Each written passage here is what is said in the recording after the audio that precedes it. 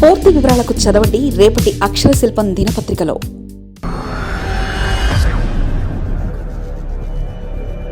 వైసీపీకి మంచి రోజులు వస్తున్నాయా? వైసీపీ గేట్లు తెరిస్తే చాలని ఆగారట. వైసీపీ అధినేత ఏమనుకుంటున్నారో అని.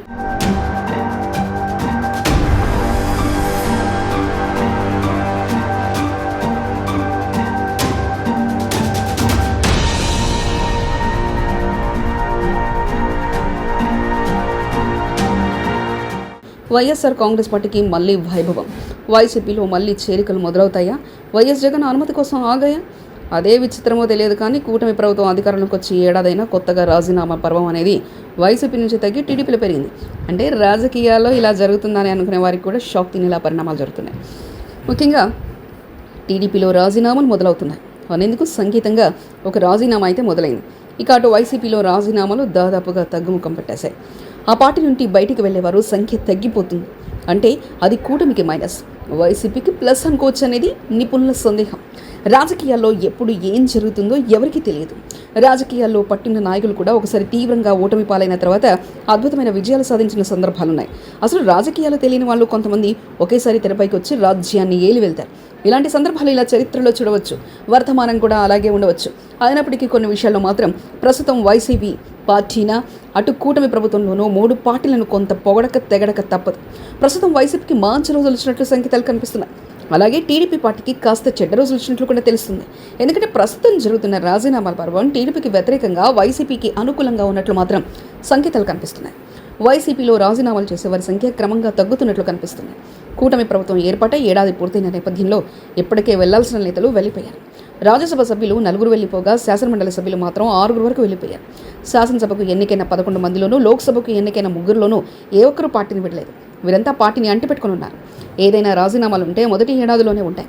ఇక ఏడాది సమయం పూర్తి కావడంతో పాటు వైసీపీకి కొంత అనుకూల వాతావరణం ఏర్పడుతుందన్న సంకేతాలు కనిపిస్తుండటంతో ఇక రాజీనామాలు దాదాపు ఆగినట్లే అనుకోవాలి.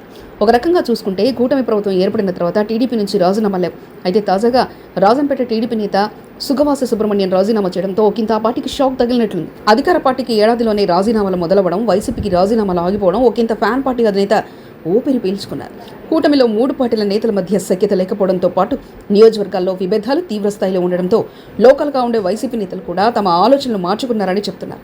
నిన్న మొన్నటి వరకు అవసరమైతే కూటమిలోనూ ఏ పార్టీలోనైనా చేరేందుకు సిద్ధమయ్యేందుకు ప్రయత్నించిన వైసీపీ నేతలు ఇప్పుడు పార్టీని వీడే ఆలోచనలు మార్చుకున్నారు.